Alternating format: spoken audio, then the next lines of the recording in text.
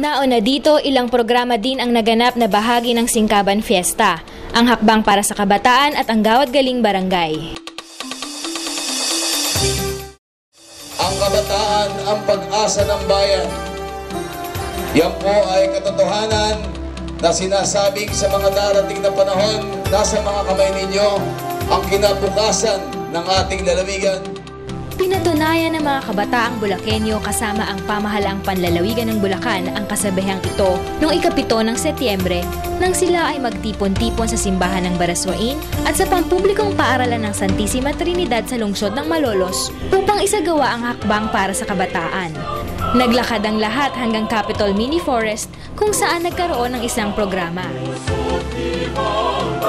Alikom ng pondo para ilaan sa mga programang pampalakasan ng Bulacan Sports Council at ng provincial government. Una, yung mga sports clinic natin ay patuloy na isasagawa ng provincial government at ng Bulacan Sports Council sa mga bayan-bayan sa ating lalawigan.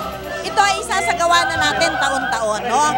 Na upang ang ating mga mahilig na mga atleta sa palakasan ay mabigyan din natin ng mga incentive at patuloy na training sa larangan ng palakasan. Kabataan ang agapay sa ating kaligasan, kabataan ang agapay sa kalusugan ng ating mamamayan. Kaya nga po't pagsumikapan natin, mga kabataan, alagaan po natin ang kinabukasan ng ating lalawigan sapagkat nakasalalay po sa inyong mga kamay ang pag-asa ng lahat-lahat ng programa ng ating pamahalaang palalawigan. Bukod sa tulong na dala ng bawat kalahok sa pamamagitan ng pagbili ng tiket, nagkaroon din sila ng pagkakataon na manalo ng cash prizes sa raffle. Ang nagwagi ng first prize ay number 033937. Mida Reyes ng Kalumpit National High School. Katuwang din sa programang ito ang Globe Telecom na naghandog ng masayang programa para sa lahat ng lumahok.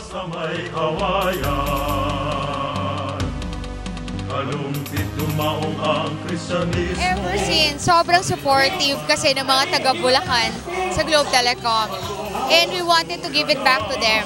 So bilang pasasalamat sa patuloy na paggamit nyo sa Globe Telecom, kagaya nitong Singkaban, every year na lang, gustong-gusto namin silang supportahan. Taong 2000 nang matagumpay na inilunsad ng pamahalang panlalawigan ng Bulacan sa pamamagitan ng panlalawigang tanggapan sa pagpaplano at pagpapaunlad ang programang Gawad Galing Barangay o GGB upang bigyang selyo o pagpapahalaga ang mga natatanging lingkod barangay at 5 natatangi at pinaka-epektibong proyektong pambarangay.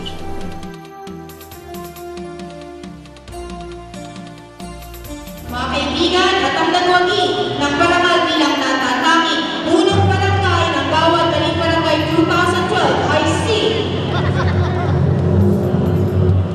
Kagalang-galang Cherry Encena ng Binulan, Borsagaran.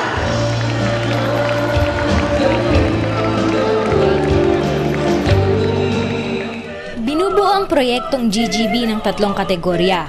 Ito ay ang parangal sa natatanging gawaing pambarangay, parangal sa mga natatanging lingkod barangay, at parangal sa mga natatanging volunteer workers at volunteer group. Ito ay mga public servant. Sila ay mga elected officials, appointed officials na mga barangay captains. So, sila ang first line of defense ng ating government. Ibinababa natin yung mga programa ng national, programa ng ating probinsya, at makikita natin doon na sa kanilang mga paligsahan at mga pagkilos na ganito, pag nakita ng 569 barangay at mga opisyalis ito, ay magiging interesado sila sapagkat ito nga ay maghihikayat ng mabuting pamamahala sa mga iba't ibang barangay dito sa ating lalawigan. Dahil dito, mas pinaigting pa ng pamahalang panlalawigan, katuwang ang mga lupon sa pagpili ang pagkakaroon ng taunang paggawad. Ayon kay Govili, ang mga lingkod bayan sa Bulacan ay hindi sa karangalan lamang natatapos ang pagtulong sa kapwa. Ang natatanging okasyon ito ay napakahalaga sa ama ng inyong lalawigan sa hangaring na bigyang parangal at pagdakila ang mga natatanging kilusan ng ating barangay na pakikinabangan ng ating mga mamamayan. Ang bawat galing barangay ay suportado ng ating pamahalaan panlalawigan. Hindi natin masusukat ang kadakilain ng pamamayang gumagawa ng mabuti para sa kanyang mga kababayan at kabarangay ng walang hinihintay na kapalit. Kayo ang mga taong huwaran na dapat pamarisan ng lahat. Handang maglingkod sa inyong mga kababayan sa anumang oras. Kaya naman ngayong taon, nagsilbing sentro ng pagpupugay sa mga dakilang public servants ng Bulacan ang Gawad Galing Barangay 2012 kasabay ng pagdiriwang ng singkaban na ginanap noong 8 ng Setyembre sa Bulacan Capitol Gymnasium. Sinaksihan hindi lamang ng mga opisyales ng barangay, kundi maging ng mga panauhing pandangal na bumilib sa mga Bulakenyong naglilingkod sa pamayanan.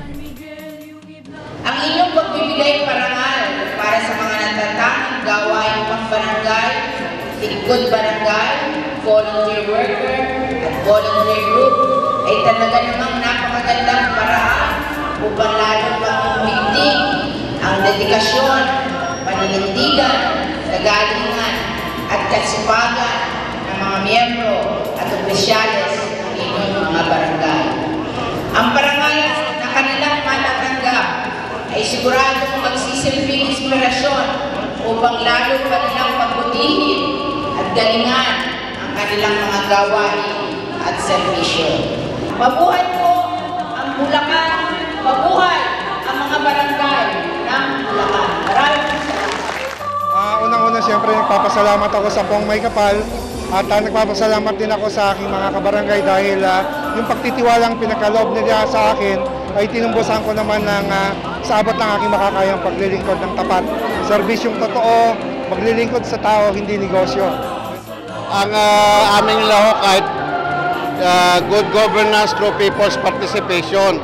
Alam mo, sa aming barangay, peculiar yung aming mga NGOs, tumulong sa mga gawain at makialam sa ating pamamahala ng barangay. Tuwa po dahil po sa 10 taon naming pamamahala, sa akin po pamamahala, ay ito rin po ang mithiin namin. Makilala ang aming panunungkulan dito sa Bulacan at magaya rin ng mga ibang barangay na ang amin pong ginagawa sa barangay maaaring ma-duplicate sa kanilang mga barangay.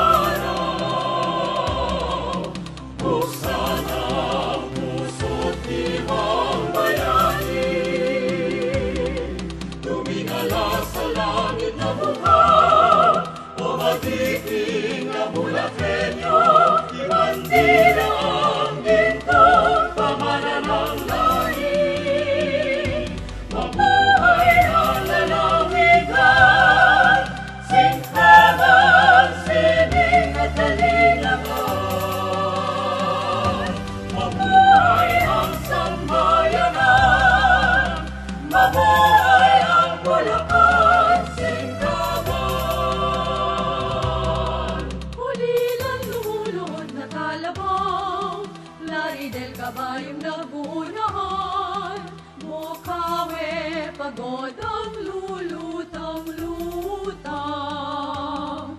Paombong sasahan ng kayamanan, giginto halamanan ng lalawigan, o bando sa yaman ng kahilingan. Mabuhay ang sambayanan, mabuhay ang Bulacan Singkaban. Agono'y likas sa yamang dagat, tahanan ni Del Pilar ang Bulacan, makinang naalahas sa may kawayan. Kalumpit dumaong ang Kristyanismo, marilaw dambana ng kalwalhatian, malulos duyan ang Republika. Salubungin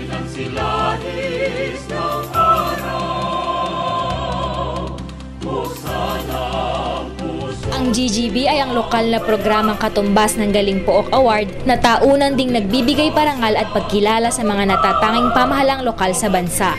At sa puntong ito, naaayon sa tema ng Linggo ng Bulacan ang nagsipagwagi sa GGB bilang huwara ng pamahalaan, anak ng dakilang lahi na dapat ipagmalaki at ibandila.